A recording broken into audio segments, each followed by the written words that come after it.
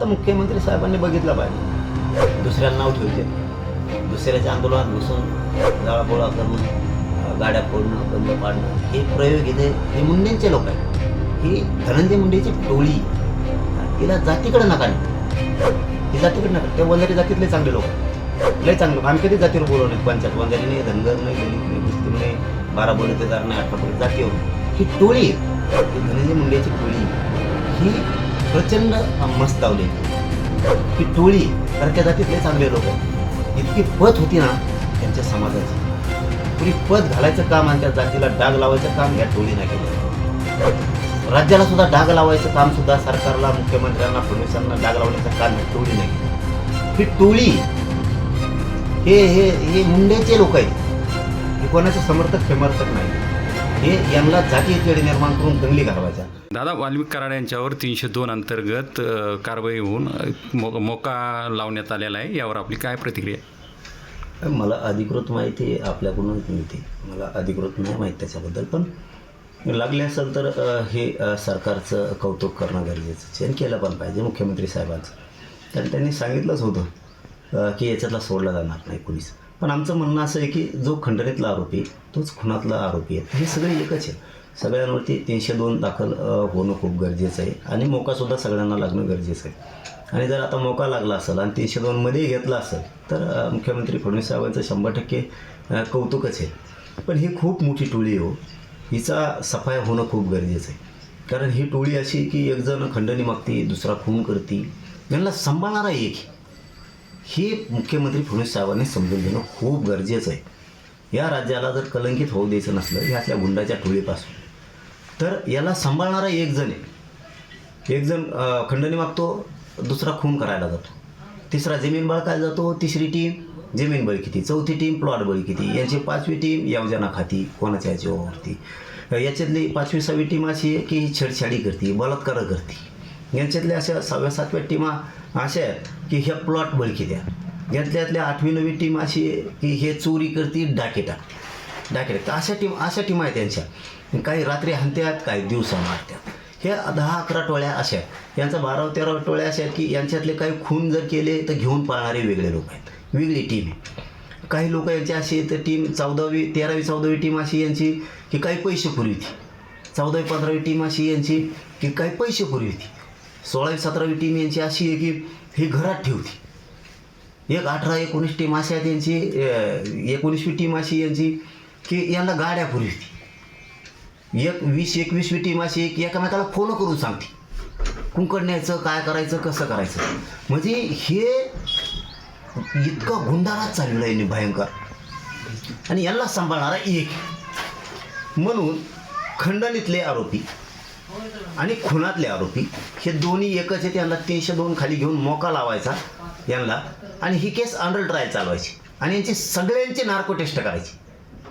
आणि ज्यावेळेस खंडणीतले आणि खुनातले आरोपी यांच्यावर 302 आणि मोका लावला जाईल त्यावेळेस यांना जे ह्या टीमा आहेत, अनेक गुंडगिरीच्या संघटित गुन्हेगारी करणाऱ्या हे ज्या टीमा आहेत, यांना सगळ्यांना पकडून यांना आरोपी करणं 302मध्ये गरजेचं आहे, मोका लावणं गरजेचं आहे. आणि मग यांची सगळ्यांची नार्को टेस्ट करणं गरजेचं आहे की यांचा एक मेन कोण आहे, यांचा पाठीराखा कोण, हे उद्योग एवढं घडून आणतो.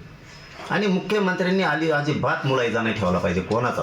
यांनी काय करायला पाहिजे मुख्यमंत्री साहेबांनी की ही सगळी टोळींची नार्को टेस्ट करून यांच्यावर 302 लावून ही सगळी जेलमध्ये सोडून यांचा समोर नायनाट करून टाकला पाहिजे. कारण याच्यातला एक खंडणीतला माणूस तो काय सरकार चालवत नाही, हे सरकार नाही चालली. म्हणून याची दयामाया करायची, याला मध्ये टाकायचं म्हणजे कलंकापासून राज्य वाचा. ही राज्य गोरगरीब जनता या राज्यातली टावपुरती न्यायासाठी.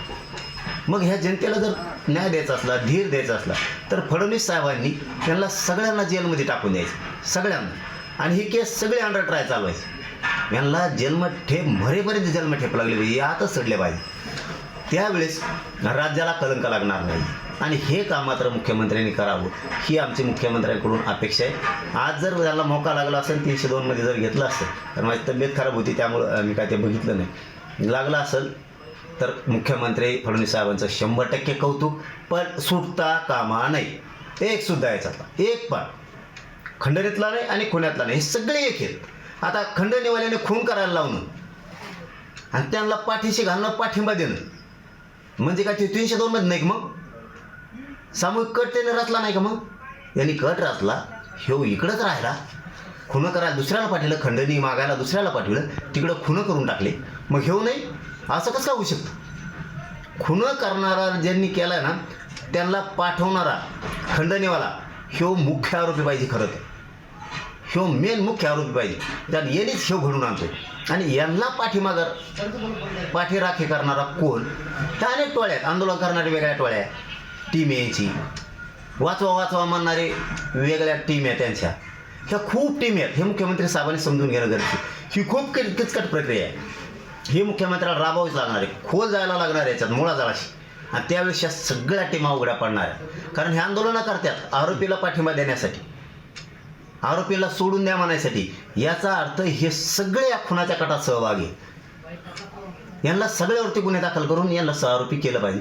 मात्र मुख्यमंत्र्यांकडे एक अपेक्षा आहे, खंडणीतले आणि खुनातले आणि त्यांना साथ देणारे सगळे सहआरोपी 100-150 जण असू शकतात.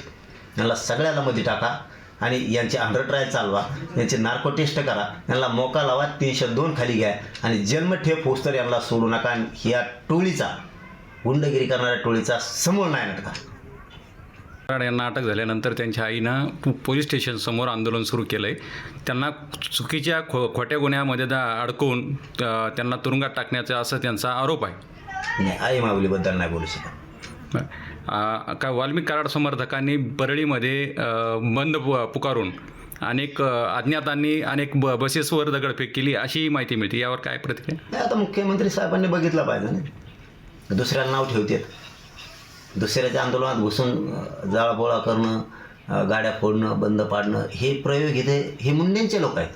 ही धनंजय मुंडेची टोळी.